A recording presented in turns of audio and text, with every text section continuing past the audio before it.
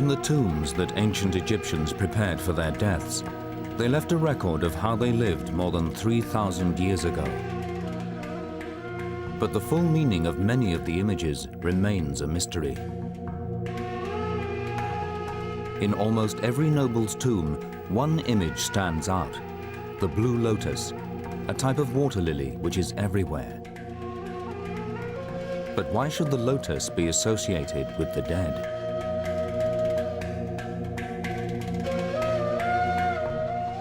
Late in 1999, scientists in Manchester began a series of tests to uncover the secret of the lotus. They were looking in part at the flower itself.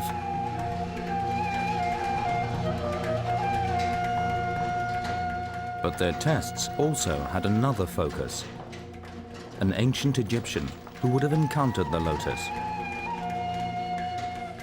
A mummy, 3,000 years old. It would turn out that the team would uncover some of the remarkable properties of the lotus and the links between the flower, the afterlife, and sex in ancient Egypt.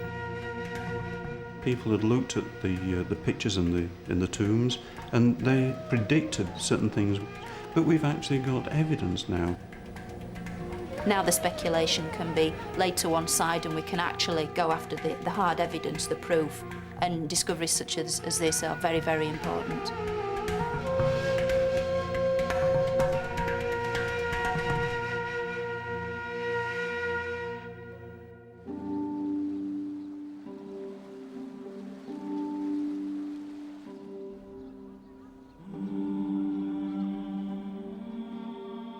Egyptologists interested in the day-to-day life of the ancient Egyptians have learned a large part of what they know by studying the detailed scenes recorded in the tombs. But these images are not a way of remembering the lives of the departed. They're intended to promote the tomb owner's chances of rebirth and well-being in the afterlife. After death, they believed these scenes would become real. Ancient Egyptian tombs are not sterile. They aren't places just to put the dead and leave them in a pretty little tomb. Far from it, they're kind of powerhouses. They acted as generators in which everything placed in there, it wasn't done on a whim, it was done with a purpose. The equipment, the tomb scenes and so forth, they all literally scream out life. It's encouraging the dead to live. They're just exhorting the mummy, live again. But not all the scenes are quite what they seem. Artifacts found in tombs make clear that rebirth also involved procreation and sex. Mummies were buried with little fertility dolls to symbolize rebirth.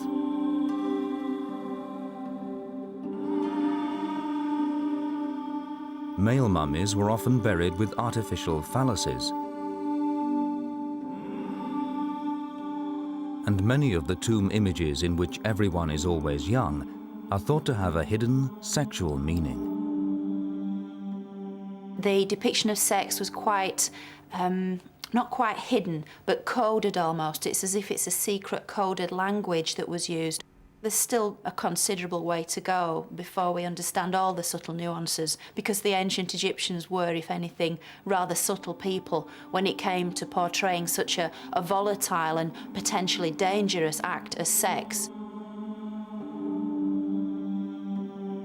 One of the most common images in the tombs is the blue lotus, but its significance has never been fully understood.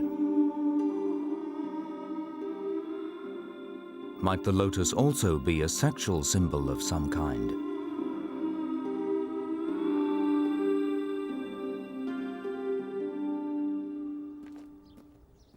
Egyptologist Lisa Maneke has been investigating the blue lotus and its connections with both love and sex.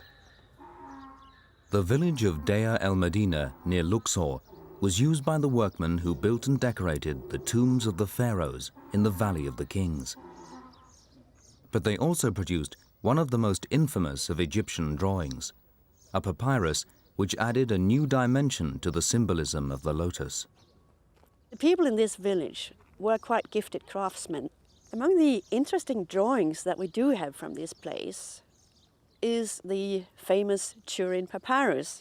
I think it is a very interesting piece of early pornographic literature. It's not kind of continuous story about what went on a wild night in Deir Medina, but it shows various couples having intercourse in various fashions. There's a scene showing a woman sitting on a stool with a man facing her with a huge phallus and a lotus flower balancing on top of her head. In one of the other scenes, the woman seems to be managing quite well on her own because she's sitting on top of an inverted pot with a pointed bottom, enjoying herself in that way. Again, with a huge lotus flower on top of her head.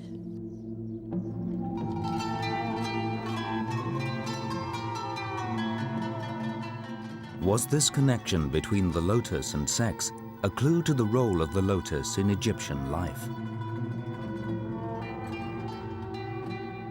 Was the lotus more than just a symbol? Lisa Manakay thinks so, and she has also tracked down another clue.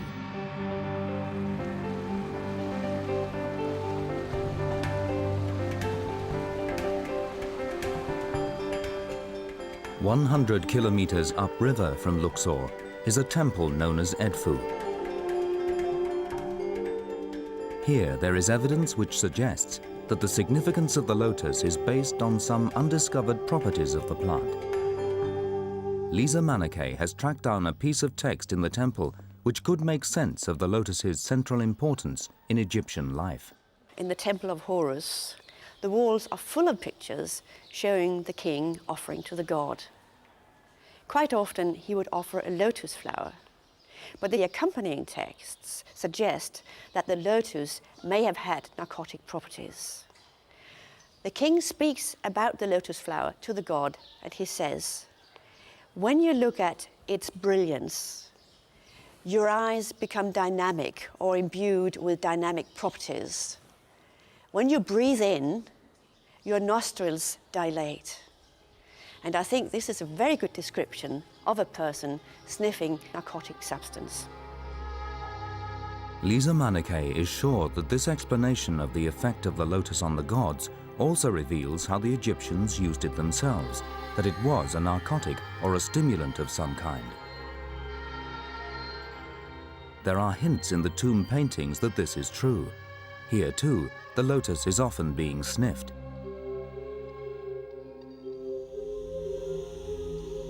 And there is a close association with wine. Wine goblets were often decorated to look like the lotus.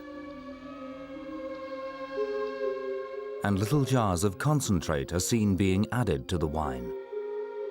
Might these also be derived from the lotus? Was the secret of the lotus that it was a drug which the Egyptians used in much the same way as alcohol? And did they sometimes combine them, soaking the flowers in wine? Was this what lay behind the images in the tombs and on the erotic papyrus?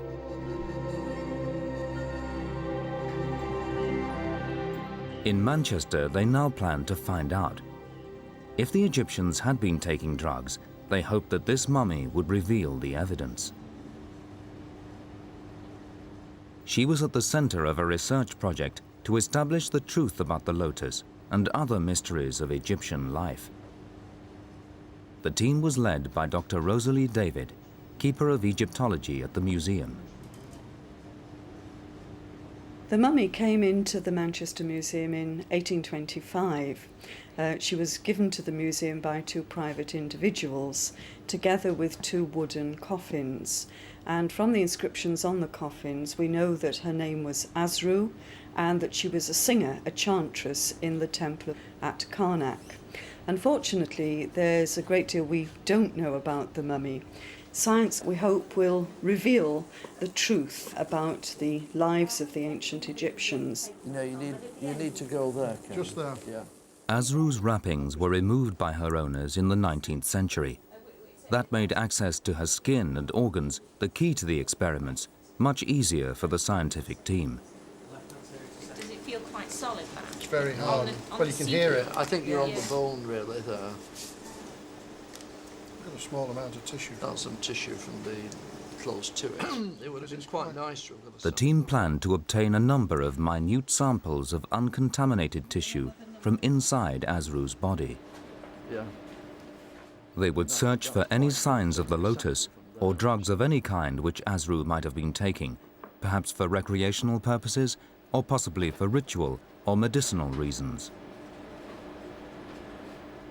There's no evidence that the Egyptians used narcotics until very much later, but no one has ever examined a mummy with the range of new technologies they now planned. It's very gungy, Resins. As well as Asru's tissue, they also needed hair samples. Since drugs slowly accumulate in hair, these can reveal drug use over a long period. However, finding hair on Asru was not a simple task. Her head had been shaved, and the only hair they could find was body hair. I'll take some hair and then I'll take a bite. Yes, we could call it... Just pubic hair. Pubic hair. It's a lot. It was Asru's role as a temple chantress, which meant she had to be shaved. Removing hair, wearing wigs instead, was thought necessary for ritual purity. Her coffin explains she lived in Thebes, now known as Luxor, the religious capital of Egypt. 1,000 years before Christ, near the end of the New Kingdom, she worked in the Karnak temple. But as a temple chantress, Asru was also an ideal subject for the scientific study. Here she would have come into regular contact with the Lotus. As at Edfu, the Lotus appears to have a central importance. Lotus symbols are everywhere. Records indicate that a chantress was a kind of part-time priestess, a high-born noble who would live here for weeks at a time. 3,000 years ago, it would have been very different. It would have been a very dark place in this inner part of the temple, full of colour, full of life. The floors would polish silver, the walls would be adorned with fine gold and lapis lazuli. These jewel-like colours would be heightened by the shafts of sunlight, and the use of incense and sweet perfumes would absolutely suffuse the whole building. Asru's role, with the other chantresses, was to support the priests in looking after the deities in the temple. This included bringing offerings of the lotus flower. In the morning, they would chant to wake the gods. 3 times a day, they would bring food and other nourishment. They would fetch the clothes with which the gods would be dressed by the priests. And throughout the day, they would perform for the gods with singing and dancing.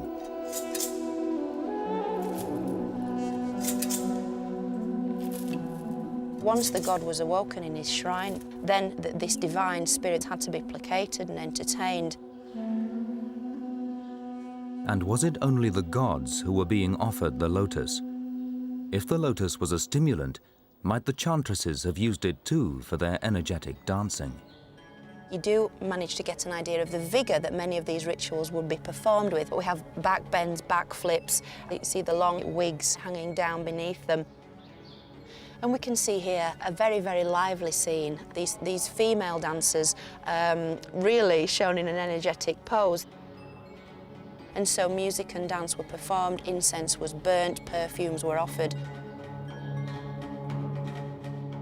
But whether the chantresses and other ancient Egyptians were also using drugs is a mystery which remains to be resolved.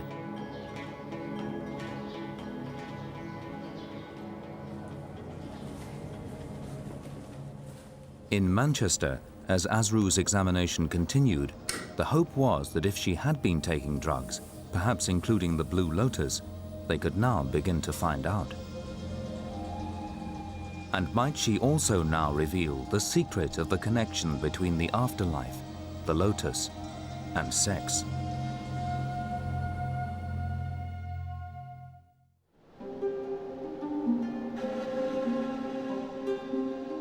In Manchester, the detailed examination of the mummy Asru was underway. They hoped to discover if the ancient Egyptians used drugs like opium and cannabis, and in particular, the blue lotus.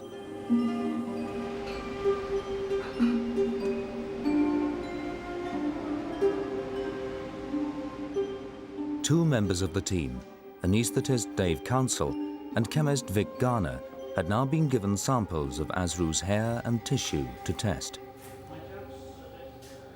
The evidence for drug use in ancient Egypt, on the whole, is controversial.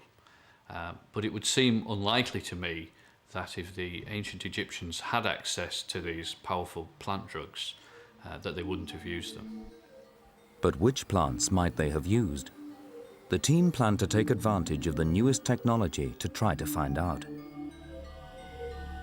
Asru's samples were to be analyzed using an extremely sensitive form of mass spectroscopy, which breaks the sample down into the molecules it contains. We've had a look at this sample of hair. The test requires only a minute specimen. This is the Asru hair and scalp sample. There's some very fine pieces of hair in there. The team looked at various types of her tissue and at individual hairs. This is a forensic test which Vic Garner's lab has been using to detect drugs in samples provided by the police. Asru is the first mummy that he screened. And her samples revealed an enormous range of substances, from plant oils to henna, with some chemicals still to be identified. And we found lots of compounds in there, but none of these narcotic compounds. It is possible that we may find compounds that may arise from plant material as well, and that's what's going on at the moment. Asru appeared free of any known narcotics, but perhaps if the blue lotus was being consumed, it actually contained something else. The time had come to take a closer look at what was really in the flower.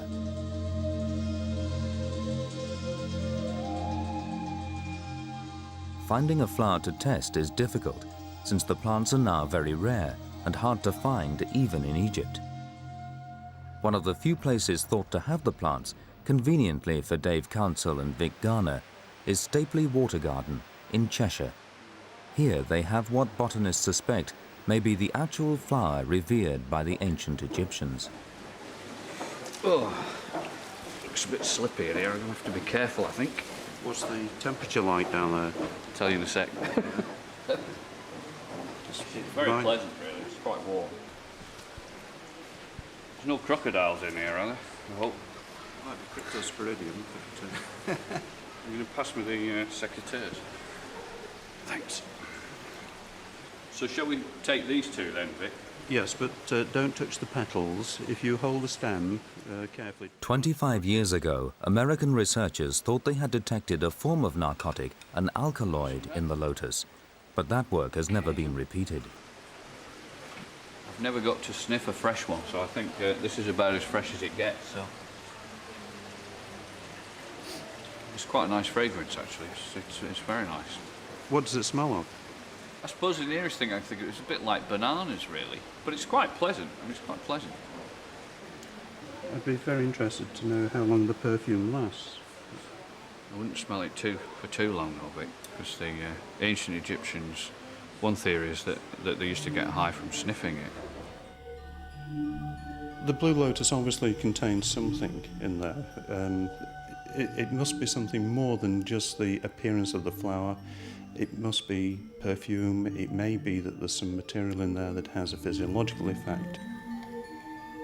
They decided to test both the chemicals found in the flower itself and in the flower's perfume. They were looking for any substance which could give the flower the effects of a drug.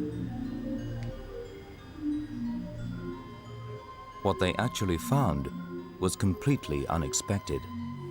Ah, right, okay, so we're getting a lot of noise and no real peaks. So on the basis of that, you would say that there's no material corresponding to that particular alkaloid. There were no signs of any narcotic, but they made their first important discovery. really we're seeing phytosterols. These were phytosterols, plant steroids, which often have powerful medicinal effects. And then as they looked more closely, they made a breakthrough. We kept on with our analyses. We've used a different type of analysis and we've found some material that could have an effect. This is now very exciting. A different type of liquid-based mass spectroscopy was able to detect molecules too big to show up before. What they found were substances called bioflavonoids. These are chemicals which are responsible, amongst other things, for the coloring of plants, but they're also known to have important uses as drugs. And in the lotus, there were 3 bioflavonoids. It was the combination of all the chemicals they'd now found which might give the lotus powerful physiological effects. Combing the literature, they looked for other plants with a similar chemical makeup, and it was the 3 bioflavonoids which proved the key. They're very common in the plant kingdom. They're responsible for a lot of colours and so forth, but they also occur in a lot of preparations that are used to this day, like ginseng and also ginkgo biloba. Ginkgo biloba is a leaf extract now widely used to stimulate blood flow and improve mental alertness. And when they analysed it, the results were startling. When we compared the data from the ginkgo extract and the blue lotus extract, we found several points of similarity. There are so many points of similarity that we think that the effects of these 2 materials may also be similar. The health benefits of ginkgo have been known about for centuries, so might the Egyptians have used the lotus in a similar way? Was this why they might have soaked the flowers in wine? They arranged to see an expert who could tell them exactly what effects the lotus would have had. Liz Williamson is a pharmacognosist, a chemist able to assess the effects on the body of different substances. And it was the complex combination of chemicals found in the lotus which excited her. Well, I think you've established that the chemistry of the 2 is fairly similar, particularly around the flavonoid region. And it looks like the lily is even richer in these flavones than ginkgo itself, which suggests that the ancient Egyptians would use it in a similar way to that which we use ginkgo for nowadays. And we are using ginkgo for a lot of different conditions, but the main ones are probably for age-related deteriorations. It's known as a kind of anti-aging herb. It's a free radical scavenger and antioxidant. And it's particularly been shown to be useful in mild Alzheimer's and memory dysfunctions and various conditions where blood flow is at fault, so with migraine, tinnitus and so forth, and even that would even involve the sort of Viagra-like effect, which would be just as important for women as men. And it looks like we have, great similarities. The ability of the lotus to stimulate blood flow suddenly highlighted the missing connection between the lotus and sex. And I noticed you found a couple of compounds which are phosphodiesterase inhibitors, and that's the way that Viagra works. Thank you very much. Good. So the lotus was not only a general panacea, it was also a natural form of Viagra, potentially the key to both health and sexual vigor. Did this at last make sense of the different ways the lotus had been portrayed? Had the team discovered the secret of the lotus? Vic and Dave decided they had to make one last check. How could they be positive that the lily used by the ancient Egyptians really was the same plant as the one they had sampled at Stapley? And would it have had the same Viagra-like effects?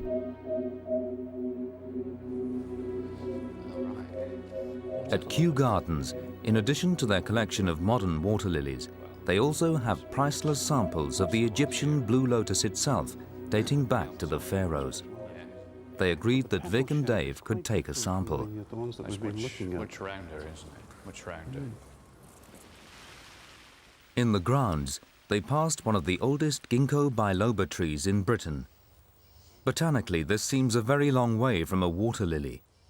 Did the blue lotus of ancient Egypt really have the same properties? You can see why it's called biloba. Yeah, the two lobes and the leaves, really. And you see it's a very leathery leaf. Yeah, very old plant supposed to be, isn't it? A bit of a throwback. Well, you actually see things like this in Carboniferous fossils. Yeah, yeah.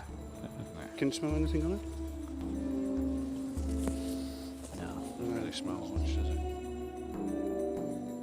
In Kew's underground archive are thousands of dried specimens collected from all over the world. Egyptian specialist Nigel Hepper led them to flowers and wreaths which had come from Egyptian tombs. One with the blue water lily. There's not much doubt about that, is there? Oh, that's No, fantastic, it's been taken off the one underneath and remounted. Petals, they're absolutely exact. That's from the coffin of Ramses II. Right. Now, it's the other one here in another drawer. This is the one that we probably can use. This is from Hawara. It's excavated by... When this wreath was first assembled, it would have been a colourful arrangement of blue, yellow, white and green. Now it needed the eye of an experienced botanist to identify the blue lotus amongst the dried petals. We can't use any that's actually still fixed in the wreath, but there are some here. Yes, look, there's a nice bit. Oh, lovely, yeah. And I'll put it on there. We don't want to take any more than necessary, really, so Right. we can just trim a small amount There's off. a pair of forceps. Off there. Lovely. Thank That's you very great. much. There's the Kew sample. Thank you very much, yeah. Back in the lab, they could now check if the flower of the pharaohs really had the same chemical fingerprint as the modern plant they'd tested. You think you're good enough there for the experiment? Yeah, I can get good results out of 1 milligram of sample. You can get any results, that would be very useful. And when they compared the ancient petal from Kew with the modern petal from Stapley, even they were surprised at the match. This is the trace for the Stapley petal, the modern petal. This is the trace for the Kew petal, the old petal, 2,000 years old. And what we're looking at here is the profile of the phytosterols. And look how similar the profiles are. 2,000 years different, and yet the profiles of these phytosterols, these biologically important materials, are practically identical.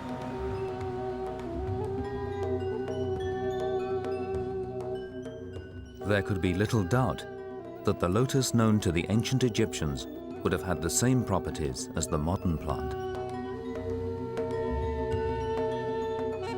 But did the ancient Egyptians consume it? Was it really their Viagra?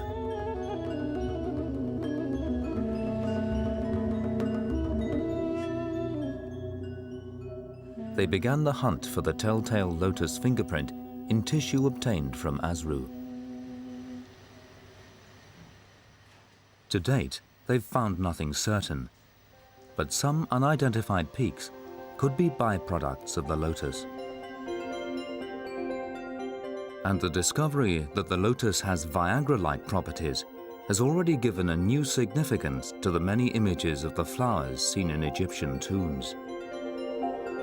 The images of the lotus now fitted perfectly as part of a complex sexual code which Lisa Manakeh has been deciphering.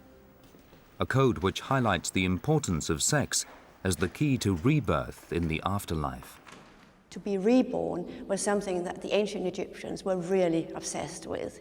And that means that sexuality has a very large part to play in this. For instance, the persons are all in their best age, their reproductive age, and often they are very scantily clad, or their garments are quite transparent.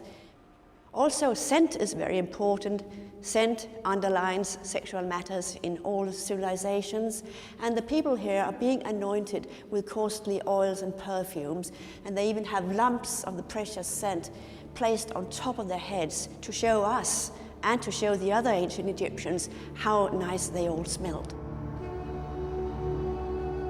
And now it seemed that the lotus too, the most common image in the tombs, could also symbolize sex.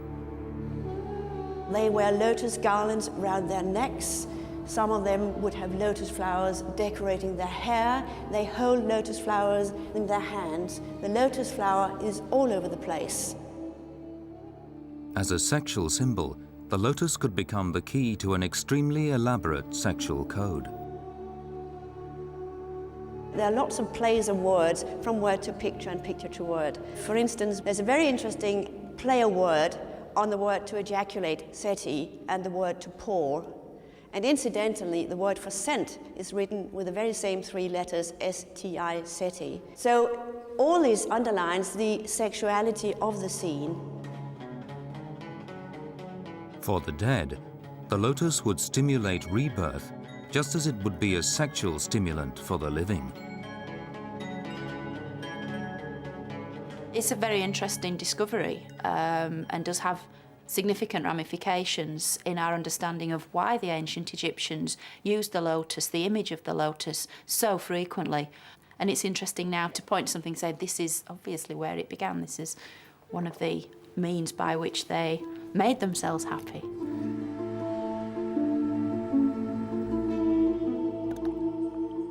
Soaked in wine, the lotus would not provide an instant boost to the alcohol, but its long-term use would boost the sexual vigor and general health of those who consumed it.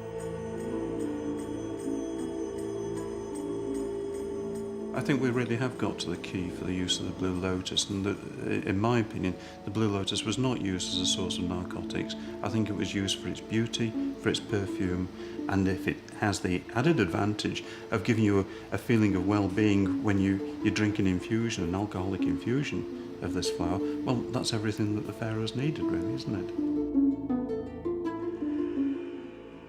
And might the importance of the lotus have also derived from its properties as a panacea against disease? Was the truth that illness was in fact widespread in ancient Egypt?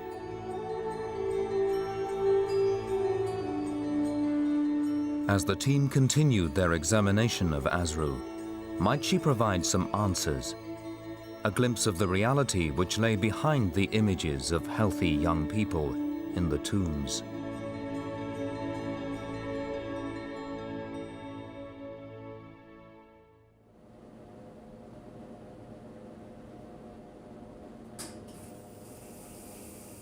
Asru was now undergoing a full medical examination.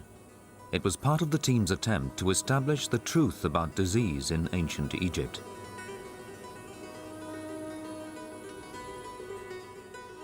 The team had already discovered a new significance for the blue lotus, a plant which they had shown would boost both health and sexual vigor.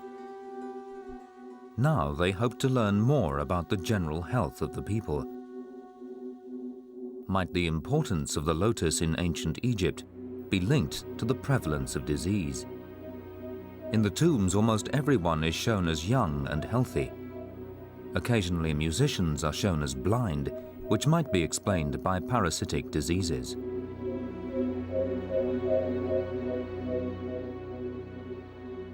But in surviving medical papyri, it's usually impossible to identify the illnesses described or to establish how prevalent the diseases were. She's probably one of the best behaved patients we've had. She's keeping nice and still and not moving off. This X-ray scanner was the starting point not only for Asru's medical checkup, but the beginnings of a general health survey of ancient Egypt. Together with the slides being prepared from Asru's tissue samples, they began to reveal just how misleading were the images in the tombs. First to be examined were samples from Asru's intestines. These show quite clear evidence of the larval forms of a worm called Strongyloides in the wall of the intestine. You get the worm by walking in contaminated water or contaminated mud. The mud contains immature forms of the worm which are able to penetrate the skin of the feet or hands, and then they get into blood vessels in the body, they get into the veins and travel to the heart, where they then in fact get into the lungs, From the lungs, they climb up your windpipe to the back of your throat, and then you swallow them, and in the intestines, they develop into the adult forms. If Asru had this disease, and we know that she did, she'd tend to develop diarrhea because of the irritation, and because there might well be some bleeding associated with that, Asru might well have been anemic at the time of her death. They also detected sand in Asru's lungs and the scarring of the tissue which the sand had caused. This is a disease called sand pneumoconiosis, still found in desert populations today. Asru would have had great difficulty breathing before she died. Asru was distinctly unwell. She had evidence of quite distinct diseases. Certainly, the combination of them would make her weak, might have made her breathless, and in fact ultimately led to her demise. Through Asru, they were now getting a glimpse of diseases which would have affected the general population. It gave a stark insight into the reality of life at the time and highlighted the significance of a panacea like the lotus in ancient Egypt. And it was just the beginning. Asru's X-rays revealed the enormous range of illnesses people suffered from, how very different life was from the idealized version in the tombs. Asru was far from young and healthy when she died. In the distal joints of the fingers, there are osteoarthritic changes, and these are degenerative joint disease, indicating that she's likely to be an elderly woman, certainly older than 50. Yes. This joint is ankylosed, and this would be indicative of an infective arthritis, a septic arthritis. She might have played a harp, so could this have been connected?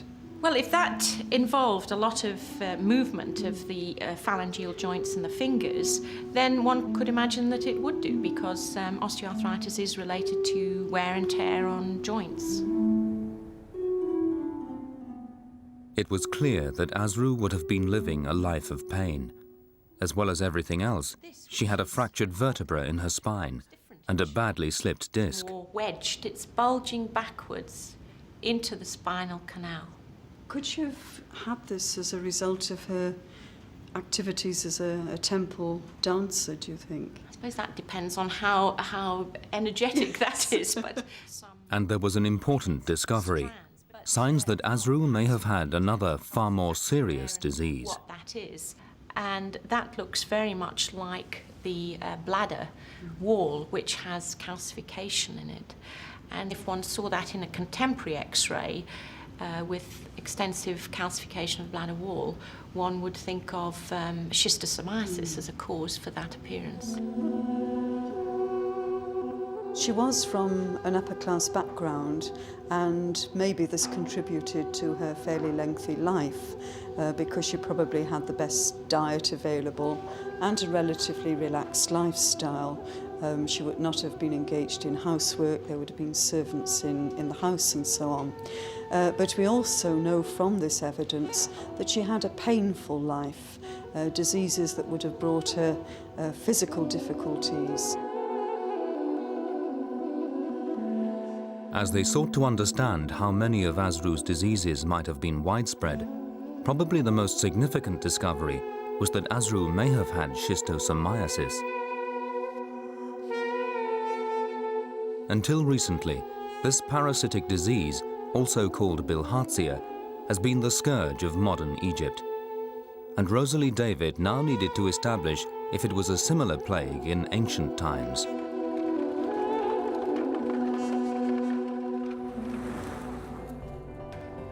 But there has been no certain way to detect bilharzia, and Rosalie David decided to travel to Egypt to seek help from the experts, the team who have been battling to bring the disease under control.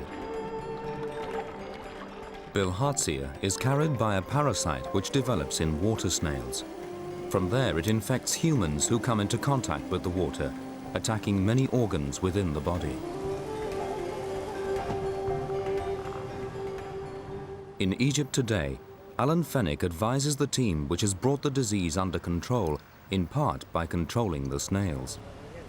And what this gentleman is doing is checking the canal for snails. This canal doesn't look particularly attractive, but the point is that fresh water is very important. Yes. People come down to the canals to wash their clothes, the women come down to wash the dishes, men come down when they're building bricks. Yeah. And you know, when children are coming home from school and it's as hot as it obviously is now, it's very attractive to dive into the water. Yeah. In antiquity, some of the activities at least would have been similar in terms of the canals.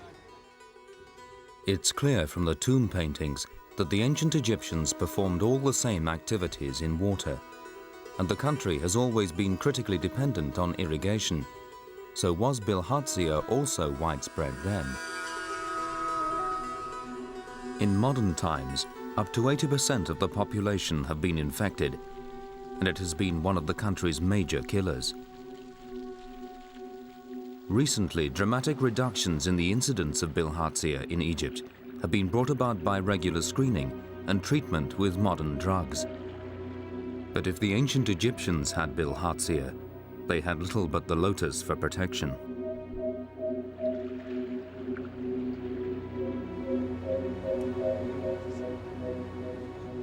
So Rosalie David had brought with her to Egypt samples from several of the Manchester mummies, including Asru, so that they could subject the mummies to the modern screening tests now being used to detect bilharzia. These tests have been developed by Dr. Magid al-Shabini and work by detecting antibodies in the blood. So the first task was to liquefy the dry mummy samples. No one has ever found an antibody in a mummy, and most researchers have doubted that it can be done.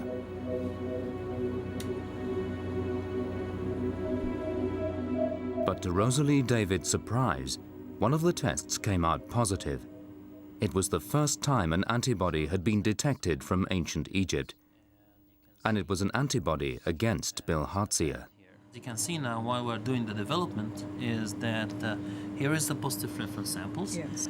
And if you can see in tissue sample number 3, we can see that there is some reactivity which comes up, a faint reactivity, but there is activity there. So if this is actually the case, then these are antibodies which are 2,000 years old. Yes, these still are present. Yes, antibodies extracted from the tissues, and they are still live and active, and they are giving us this activity here. So this is a first. Absolutely.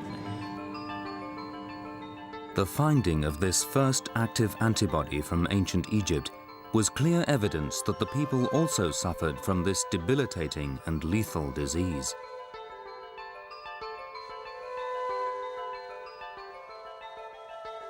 And the finding was confirmed in Manchester when one of the team examining Asru's tissue found direct evidence of the bilharzia parasite which causes schistosomiasis. We tested Asru for any evidence of schistosomiasis within bladder tissue that had been endoscoped from her. And this is showing a section of that bladder tissue that's been stained. And as you can see, there's fluorescent staining that's actually bound to oval shapes within the bladder, which suggests that she was infected with schistosomiasis. It's very exciting to find evidence of this disease in Asru. It shows that even somebody of the upper classes could fall prey to this particular disease.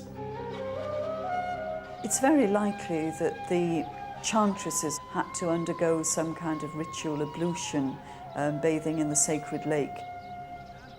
This could be the way in which she came into contact with a parasite that causes schistosomiasis. If even people like Asru could get the disease, it's likely to have been common amongst the population at large. If you think of a large proportion of the population suffering from this disease, they would have been functioning below par. And they created these wonderful buildings, had this marvellous civilization. That says a great deal, I think, about how they achieved so much, even despite their state of health.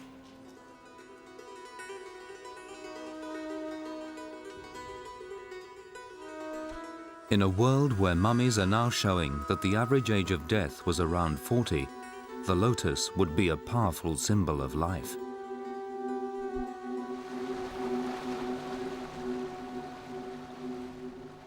As this picture of ancient Egypt was coming together, Rosalie David now travelled down to Luxor to look again at the images in the tombs. A new layer of meaning in the tombs was gradually emerging, and the ever-present lotus was the key. I think the fact we know more about the lotus from our scientific studies does really give you a different view of the tomb scenes.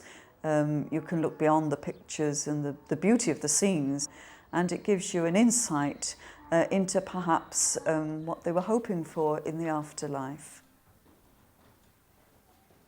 The lotus could now be seen as a potent symbol of both rebirth and long life in a world which was actually dominated by disease. Although we always, I suppose, surmised that they had illnesses, it's a great contrast now to have this hard evidence and to look at this in relation to these paintings which show such a different, idealised world. Asdru probably would have been represented in this very elegant and idealised way, but the physical reality is very different from this. 3,000 years after her death, Asru's mummy has opened a new window on a distant past. And a water lily has begun to reveal its fundamental role in Egyptian life, the key to health, sex, and rebirth. Together, they've helped uncover the reality of life at the spiritual heart of Egypt at a time when the country's power was at its peak.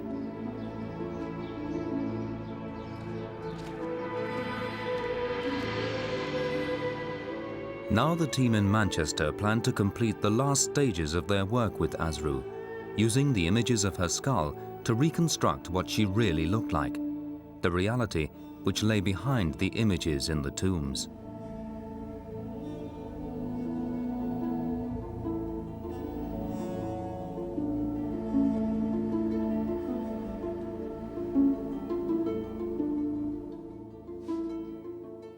In full makeup and wig, Asru was about to show Rosalie David her true likeness for the first time.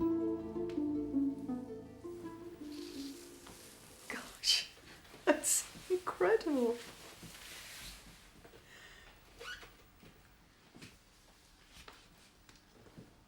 And she looks, I suppose, as somebody aged about 60.